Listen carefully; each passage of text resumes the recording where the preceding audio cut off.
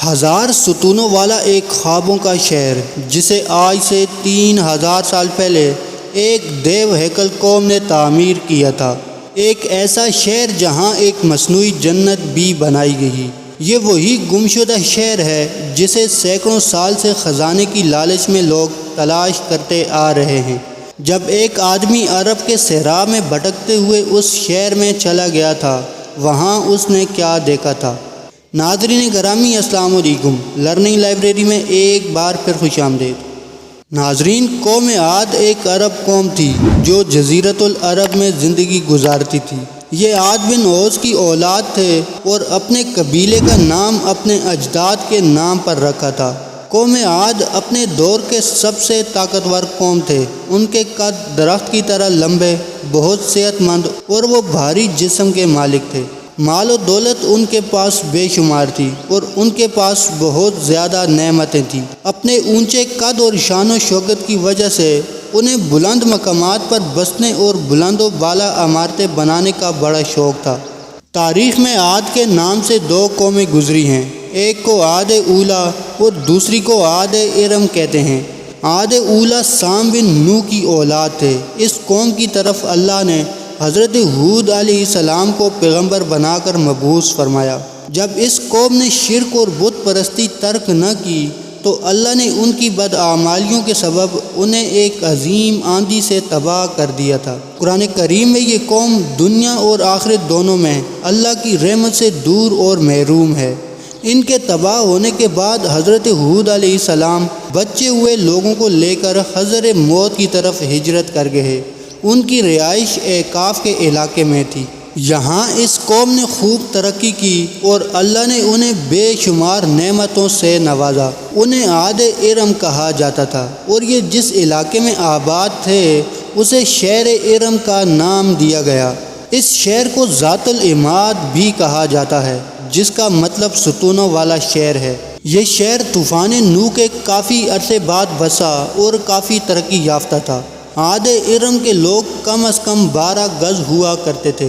طاقت کا یہ حال تھا کہ بڑے سے بڑا پتھر جس کو کئی آدمی مل کر بھی نہ اٹھا سکے، ان کو ایک آدمی ایک ہاتھ سے اٹھا کر پھینک دیتا تھا اور اپنی بے پناہ طاقت سے درختوں کو اکھاڑ پھینکتے تھے۔ ان کے شہر کی چاردیواری کے اندر بڑے بڑے محل اور اونچے اونچے ستون تھے۔ اللہ نے اس خوبصورت شہر کا ذکر قرآن پاک میں کچھ یوں کیا ہے: کیا تمہیں معلوم ہے کہ تمہارے رب نے قوم عاد سے کیا معاملہ کیا، یعنی ارم شہر والوں سے، جو بڑے بڑے ستونوں والی عمارتوں میں مسکن بناتے تھے، اور وہ لوگ جن کے زور قوت کے برابر کوئی قوم ان کے ملکوں میں پیدا ہی نہیں کی گئی۔ مورخین نے لکھا کہ عاد ارم عمان، یمن اور عدن کے علاقے میں آباد تھی۔ ان میں 2 بادشاہ طاقتور بادشاہ بنے، ایک کا نام شدید اور دوسرے کا نام شداد تھا۔ یہ دونوں آپس میں بھائی تھے۔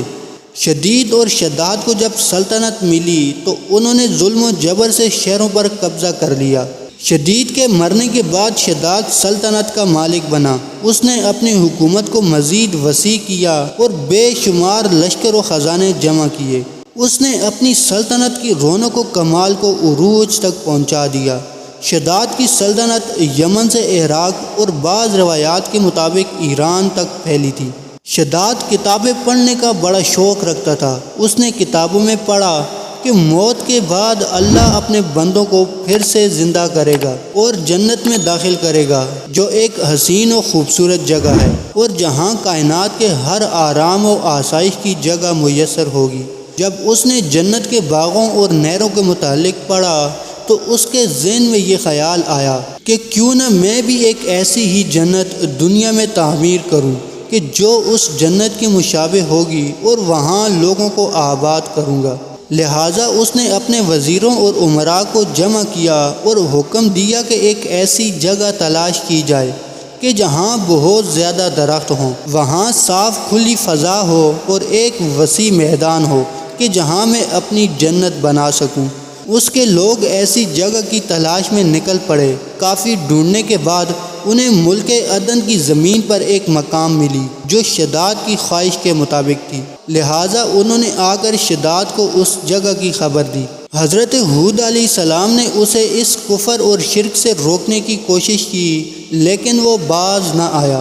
شداد نے سلطنت کے تمام بڑے معمار اکٹھے کیے اور انہیں وہاں روانہ کیا۔ شداد نے اس علاقے کا نام باغ ارم رکھا اور اس کے حکم سے اس باغ میں سونے چاندی کی عمارتیں بنائی گئیں۔ بڑے بڑے محلات تعمیر کیے جن میں یاقوت و زمرد کے ستون بنے تھے اور ہیرے جواہرات بھی لٹکائے گئے تھے۔ اس میں قسم قسم کی نہریں اور درخت لگائے گئے۔ اس باغ میں دنیا بھر کے آرام و آسائش اور عیاشیوں کی چیزیں منگوائی گئیں۔ یہ شہر اتنا خوبصورت تھا کہ تاریک رات میں بھی اس کی چمک دیکھی جا سکتی تھی۔ اس کے ہر ایک محل میں 1000 ستون تھے۔ شہر کے درمیان ایک نہر بنائی گئی تھی اور اس میں سے چھوٹی چھوٹی نہریں ہر محل میں پہنچائی گئی تھیں۔ کچھ نہریں شراب کی تو کچھ شہد کی اور کچھ دودھ کی تھیں۔ ان نہروں کے کناروں پر ایسے مصنوعی درخت بنائے گئے تھے جن کی جڑیں، شاخیں اور پتے سونے کے تھے۔ شہر کے راستوں کو مشک، زعفران، عنبر اور گلاب سے معطر کر دیے گئے۔ جب اس جنت کی تعمیر مکمل ہو گئی تو اس نے اپنے امراء اور وزراء کو حکم دیا کہ میری اس بنائی ہوئی جنت کی طرف چلنے کی تیاری کرو۔ اب شداد بڑے جاؤ جلال اور بڑے متکبرانہ و فاتحانہ انداز میں بڑی شان و شوکت سے سپاہیوں کے جھرمٹ میں روانہ ہوا۔ چنانچہ وہ جنت کے دروازے پر پہنچا اور گھوڑے سے نیچے اترنے لگا۔ ابھی اس کا ایک پاؤں زمین پر اور ایک گھوڑے کی رکاب پر تھا کہ ملک الموت آ گیا۔ شداد نے پوچھا تم کون ہو؟ جواب ملا میں ملک الموت ہوں اور تمہاری روح قبض کرنے آیا ہوں۔ شداد نے صرف اس سے جنت میں قدم رکھنے کی مہلت مانگی لیکن فرشتے کا جواب تھا کہ اللہ کا حکم ہے میں تمہیں تمہاری جنت میں قدم نہ رکھنے دوں۔ شداد بہت گڑ گڑایا لیکن ملک الموت نے اس کی روح قبض کر لی اور وہ زمین پر دوسرا قدم نہ رکھ سکا۔ شداد کی موت کے بعد حضرت جبرائیل علیہ السلام نے چیخ ماری اور شداد کی پوری جنت زمین میں دھنس کر غائب ہو گئی۔ اس کے بعد اللہ تعالیٰ نے ہاتھ پر خوفناک آندیاں مسلط کر دیں۔ وہ آندیاں 7 راتیں اور 8 دن چلتی رہیں، یہاں تک کہ پوری قوم اپنے بلند ستونوں اور سونے چاندی کی عمارتوں سمیت زمین میں دفن ہو گئیں۔ قوم عاد کا نام و نشان تک نہ رہا، پوری وادی صحرا کی ریت میں گم ہو گئی۔ پانی کے ذخیرے بچے اور نہ ہی درخت، پودے، جانور اور کھیتیاں، صرف ریت کے لمبے اور اونچے ٹیلے بچ گئے۔ شداد اور اس کے لشکر کے ہلاک ہو جانے کے بعد وہ شہر بھی لوگوں کی نگاہوں سے اوجھل کر دیا گیا، لیکن عدن کے گرد و نواح کے لوگوں کا یہ کہنا تھا کہ کبھی کبھی رات کے وقت اس علاقے کے ارد گرد اس کی کچھ روشنی اور جھلک نظر آ جاتی ہے۔ یہ روشنی اسی شہر کی دیواروں کی ہے۔ روایت ہے کہ ایک صحابی رسول صلی اللہ علیہ وسلم حضرت عبداللہ بن کلابہ ایک مرتبہ اتفاق سے عدن کے علاقوں میں چلے گئے۔ اچانک آپ کا ایک اونٹ بھاگ گیا۔ آپ اس کو تلاش کرتے کرتے اس شہر کے پاس پہنچ گئے۔ جب اس کی میناروں اور اس کی دیواروں پر نظر پڑی تو آپ بے ہوش ہو کر گر پڑے۔ جب ہوش آیا تو سوچنے لگے کہ اس شہر کی صورتحال تو ایسی ہی نظر آتی ہے جیسی حضرت محمد صلی اللہ علیہ وسلم نے ہم سے شداد کی جنت کے بارے میں بیان فرمائی تھی۔ اس کیفیت میں اٹھ کر وہ شہر کے اندر داخل ہو گئے۔ اس شہر کے اندر نہریں اور درختیں تھیں اور ایسے ایسے آرام و آسائش کی چیزیں موجود تھیں جو انہوں نے کبھی بھی نہیں دیکھی تھیں، لیکن وہاں کوئی انسان بھی نہیں تھا۔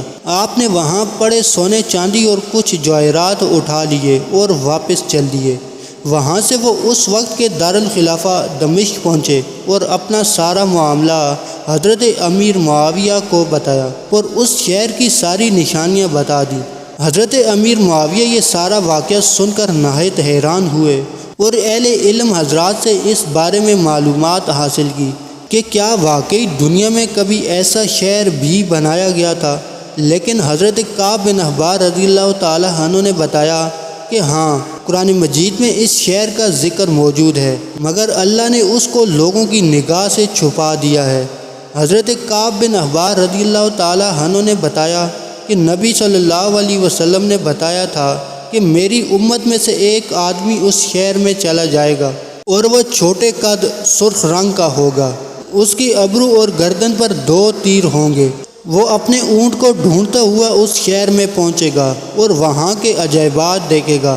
جب حضرت امیر معاویہ نے یہ تمام نشانیاں حضرت عبداللہ بن قلابہ میں دیکھیں تو فرمایا کہ واللہ آپ وہی آدمی ہیں۔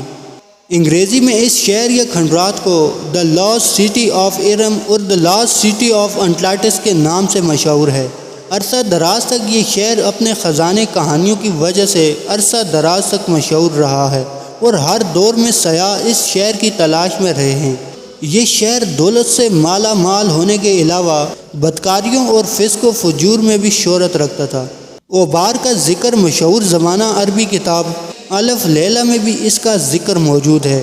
اس طرح لارنس آف عربیہ نے اس شہر کا ذکر اپنی کتاب اٹلانٹس آف دی سینڈز میں بھی کیا تھا، اور برٹش رائٹر برٹاؤن ٹامس نے بھی اپنی کتاب عربی فلیکس میں اس شہر کے بارے میں لکھا ہے۔